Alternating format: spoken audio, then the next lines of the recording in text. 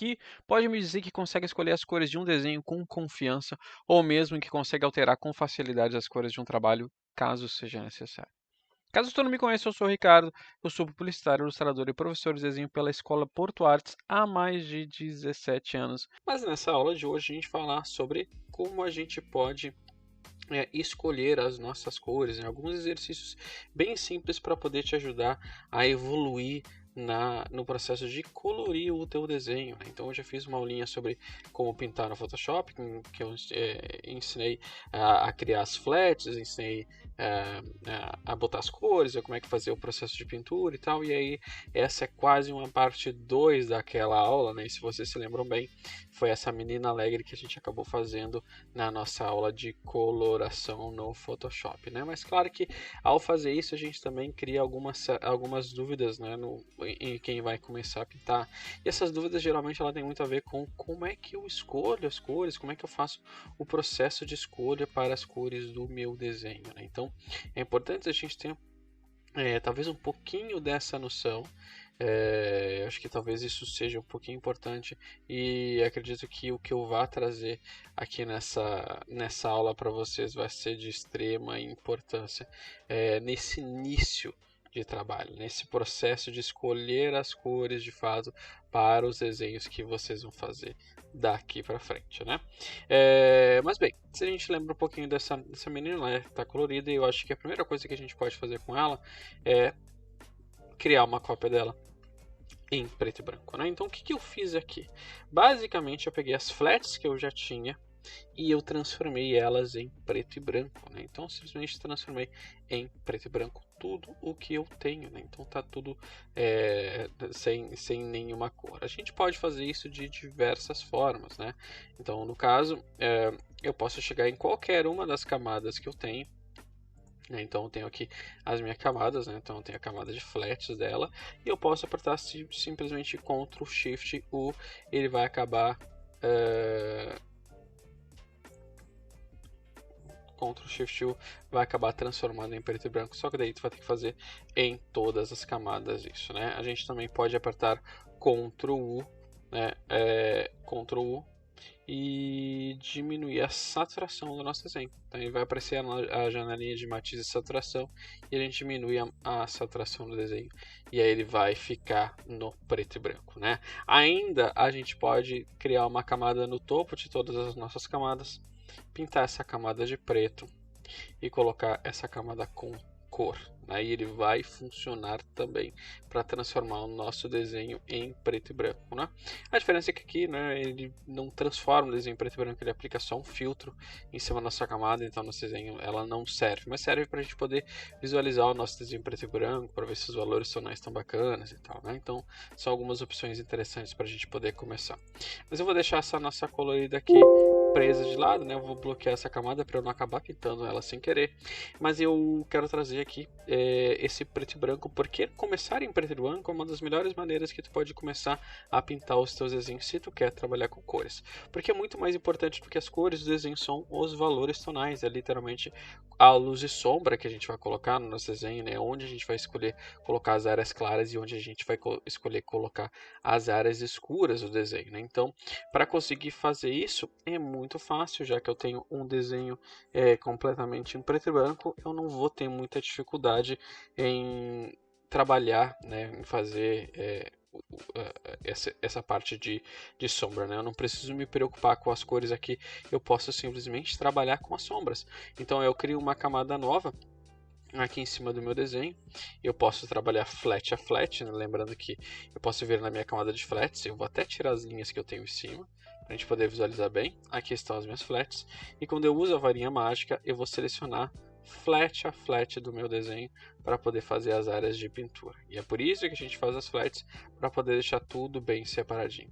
Se vocês notarem, o fundo que eu estou utilizando é um fundo cinza, mas se a gente estiver utilizando aqui um fundo mais clarinho, dá para ver bem a diferença das cores que eu estou utilizando, né? Eu utilizo, no caso, o fundo cinza porque o branco ele é muito intenso, ele faz com que a gente geralmente erre na calibragem das cores que a gente está fazendo, né? Então, por ser um branco tão intenso, geralmente quando eu vou pintar, eu acabo exagerando muito nos tons que eu vou usar no meu desenho. Então é melhor que a gente tenha um fundinho mais neutro para poder começar a fazer. Então aqui estão as flats para eu poder fazer minha seleção. E aqui está o restante do meu desenho das linhas, né? Até a camada de luz e sombra anterior, né? Mas é fácil a gente começar a fazer isso. É só criar uma camada aqui para pintura, né? Eu vou até nomear ela como camada de pintura. E aí eu vou colocar ela em multiplicação. Multiplicação, lembrando que, para como é que funciona a multiplicação? Eu vou usar o Color Pick, né? Eu vou utilizar o conta-gotas aqui, segurando o Alt, né? Eu apertei B, né? O atalho B para ele para via brush, e se eu apertar Alt, ele vira o conta-gotas. Então, ao mesmo tempo que eu estou usando a brush, eu também tenho o conta-gotas muito rapidamente para puxar a cor. Então, se eu vou lá e uso o conta-gotas e pego essa cor que eu tenho aqui, o que o efeito de multiplicação vai fazer? Ele vai fazer com que essa cor fique mais escura, né? Então ele vai ficar bem escuro nesse caso. Ele multiplica muito o valor tonal. O que acontece quando a gente vai utilizar essa parte de luz e sombra é que às vezes, se a gente tem uma cor que ela já é escura na base, ela vai acabar ficando muito escura de verdade. Então muitas vezes a gente tem que vir aqui na nossa color wheel, né, nosso esqueminha de cores, e dar uma baixadinha nesse valor, para ele não ficar tão marcado assim, né? Então a gente tem que tomar só esse cuidado. Então nesse momento é importante para a gente trabalhar com os valores tonais do nosso desenho, é trabalhar com a luz e sombra de fato, tá? Então aqui ela está em multiplicação. Eu posso utilizar as flats para poder fazer essas minhas áreas. Eu vou fazer rapidamente aqui só para a gente poder ver a área que é equivalente à área da pele da nossa personagem. Então eu vou puxar essa própria tonalidade aqui. Para que a área de seleção não me atrapalhe, eu aperto Ctrl H, aí ela vai sumir, mas ela ainda está presente, e aí eu posso pintar, né, fazer o valor tonal equivalente à sombra que eu quero dar para a menina, né? Então aqui eu posso trabalhar cada um dos detalhinhos do rosto dela, posso trabalhar a sombra do cabelo, por exemplo, né? Então eu posso trabalhar com tudo o que eu precisar neste momento, né? Então eu vou fazer toda essa parte do rosto dela. A gente rapidamente já vê, né, o resultado saindo na nossa frente. Ó. Então aqui ele está basicamente pronto, o valor tonal. Vou deixar ele assim, sem mais delongas nessa parte do rosto. E vou fazer só essa partezinha do braço aqui para a gente poder ver bem. Então tenho isso. Estou fazendo uma sombra, né, que ela está vindo, uma luz que ela está vindo mais da lateral do corpo. E aqui a gente pode notar bastante do volume. Principalmente nessa área dos dedos, dá para notar bem o volume da luz e sombra. Então, está presente aqui assim. Deixa esse buraquinho da mão um pouquinho mais escuro. Posso trabalhar um pouquinho melhor os dedos. Mas estou fazendo ele aqui só para a gente ver a título de demonstração um pouquinho da volumetria. Então eu posso mudar, por exemplo, agora para poder... Vou mudar essa flat, vou fazer a flat da camiseta dela, que é essa aqui. E vou pintar mais uma vez. Vou pegar essa própria cor que eu tenho embaixo e utilizar ela como base para poder fazer a área de luz e sombra. Então vou fazer com que a luz esteja em cima, né? Então vou imaginar que a luz está em cima, então essa parte inferior ela vai ficar um pouquinho mais escura. A área das dobrinhas um pouquinho mais escura. Imaginar que essa área logo do lado do corpo aqui também fica um pouquinho escura. Por causa do ombro dela e por causa da própria camiseta que está por baixo. Então eu vou eliminar só aqui, essa linha aqui eu acho que passou um pouquinho demais, dar um retoquezinho rapidinho aqui, só para a gente poder ter isso aqui a título de exemplo. E a gente tem um pouquinho dessa cor. O que é interessante, por que eu estou trazendo isso para a gente poder ver agora? Então, porque eu posso agora vir em cima dessa minha camada aqui, e aqui que vai estar a joia disso, né? Eu venho em cima dessa camada e vou modificar o modo dessa camada para um modo de cor agora. Em vez de utilizar o que eu estava utilizando antes, agora eu utilizo o modo de cor. Tá? Então, o que eu vou fazer? Eu vou pegar só algumas cores aqui dessa base, poderia ser qualquer outra cor. Eu vou pegar, vou pintar ela somente com cores frias agora. Então, eu vou fazer só cores frias para todo o corpo.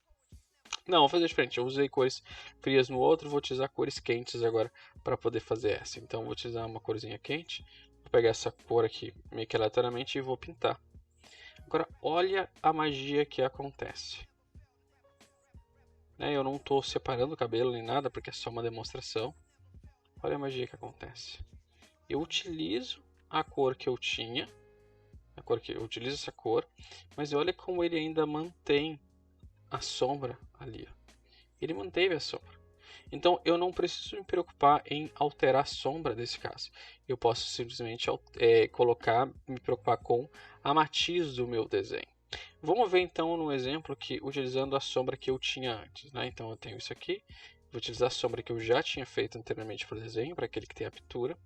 E agora eu vou trazer o valor tonal, né? Vou trazer a matiz para cima dele. Vou trazer essa matiz aqui. Aí para essa área vou bloquear as camadas só para eu acabar não pintando em cima dela. Vou lá na minha flat. Vou selecionar mais uma vez essa área e essa área. Só para ela não ficar estranha, ela está pintada. Agora eu vou vir daqui, vou selecionar essa área e essa área e essa. Aqui de cima. Vou pintar de outra cor quente também. Sei lá, vamos ver. Então eu tenho esse laranja, vou pintar uma cor um pouquinho mais avermelhada. Um laranja um pouquinho mais forte. Aqui eu tenho isso. Pronto. Agora vou pegar essa parte que é do vestido dela. Vou utilizar ele como referência. Vou ir para minha camada novamente.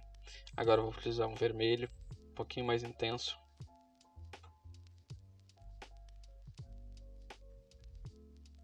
Só com cores bem quentes agora. Então tenho isso. Agora eu vou pegar a parte inferior do vestido. Mais uma vez com as cores quentes, só que agora eu vou pegar uma variação do próprio vermelho que eu tinha ali, né? Então eu vou mudar um pouquinho aqui em cima ele, vou deixar ele um pouquinho mais escuro e vou pintar essa área. Acho que ele poderia ser um pouquinho mais escuro ainda, para ter um pouquinho mais de diferença. Pode ver que eu não estou mudando ele drasticamente, eu estou mudando levemente aqui as diferenças para esses elementos aqui. Então eu estou com ele pintado, pronto, vermelho, vermelho. Agora aquela parte do centro ali, vou buscar uma tonalidade mais intermediária, de repente mais próxima do roxo, só que um pouquinho mais clara. Vou buscar isso aqui, acho que talvez possa ser um pouquinho mais escuro do que a gente está visualizando. Um pouquinho mais neutro talvez. Aqui assim, tá. E aí eu já rapidamente tenho um pouquinho de cor para este desenho, né? Claro que eu poderia vir aqui ainda e puxar a área do cabelo, de repente, da outra vez eu fiz o cabelo com uma cor quente, dessa vez eu poderia fazer o cabelo, né, com uma cor mais fria. E o que é interessante aqui? Aqui a gente vai entrar no processo de pintura mesmo. Então, anteriormente eu tinha usado azul, verde, né, e roxo. O que são essas cores? São cores frias. São cores que estão deste lado da nossa escala cromática. E o que isso significa? Significa que essas cores em conjunto elas se harmonizam. Nenhuma cor vai destoar muito da outra. Elas são mais ou menos harmônicas. Uma cor é mais forte, uma cor é mais fraca, mas elas não destoam. Então, de uma forma geral, é fácil de escolher entre elas. A gente pode brincar com as matizes aqui, não faz muita diferença quando a gente está começando. Mas para quem está muito na dúvida, geralmente a gente vai ficar por essa área aqui, ó, intermediária próxima da saturação. Principalmente quando a gente for tratar de mangá. Quando a gente vai pegar o mangá, ele geralmente é mais saturado, mais alegre. Então, por isso que a gente fica mais nessa área intermediária. A gente pode pegar as sombras um pouquinho mais escuras, mas dificilmente a gente vai descer para essa área inferior aqui, a não ser que seja de fato muito escuro dentro do nosso desenho. Então eu escolhi cores frias para esse desenho, agora para esse desenho eu escolhi as cores mais quentes, e aí elas são harmônicas, né? Elas harmonizam muito entre si. E aí, o que eu utilizei? Né? Para a pele eu utilizei uma tonalização, um tom mais alaranjado, a gente pode visualizar aqui, ó. Geralmente os tons de pele vão ficar para essa área, né, não o vermelho, mas mais próximo da laranja, né? Então a gente vai ficar por aqui, por essa área também. A gente pode deixar mais escuro, pode deixar mais claro, mais saturado, menos saturado, que é natural, que a gente vai fazer um tom de pele assim. E aí eu utilizei uma tonalidade mais avermelhada para o cabelo. Por quê? Porque o vermelho ele está na outra extremidade da nossa roda de cores, né? E aí é uma cor complementar, né? Então ela contrasta muito com as cores frias que eu tenho, né? Então, como eu estava utilizando verde como uma cor principal, eu julguei que Aqui, ó, do outro lado do verde, eu tenho o vermelho, que é o que vai ter um contraste muito grande com ele. E aí, ela realmente gerou, né, essa atenção para essa área do cabelo. Agora, como eu estou usando o vermelho como a cor principal, eu faço o inverso. Então, agora eu dou o respeito a essa coloração mais verde para o cabelo, né? Então, posso pintar o cabelo dela de verde, né? E ele vai causar basicamente o mesmo efeito que ele tinha causado antes, né? Se antes eu estava usando uma tonalização mais verde, esverdeada para o restante do corpo, agora utilizar verde para o cabelo faz com que, primeiro, que ela fique parecendo coringa, de certa forma, mas também me ajuda a chamar a atenção exatamente para essa área do corpo dela, né? Então, falta pintar um pouquinho do rosto dela, e aí que a gente já tem o trabalho feito, né? Então, é interessante a gente notar que é um atalho muito grande, principalmente para quem tem dúvida no desenho, é começar.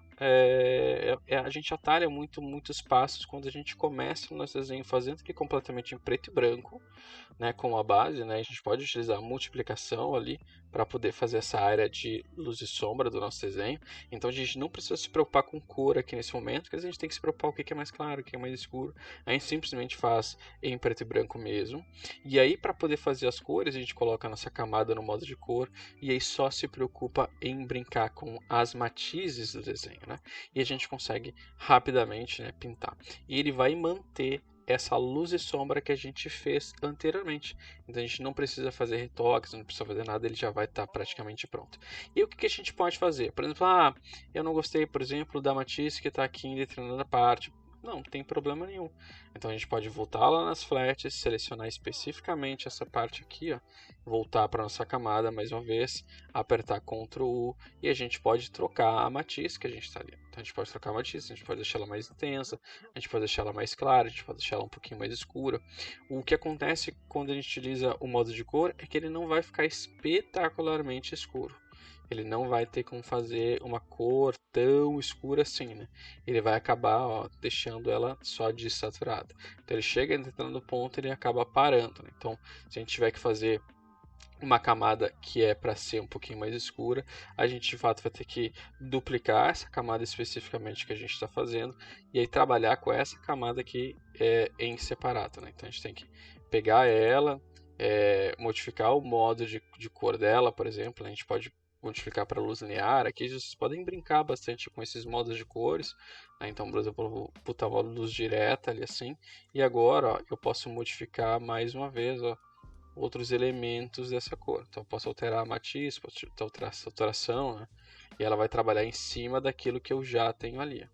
Então, ó, como eu queria uma coloração de repente quente, ó, posso trabalhar com a cor quente, deixar ela um pouquinho mais escura do que eu tenho aqui e ela cria uma certa divisão entre a parte superior e a parte inferior dessa personagem.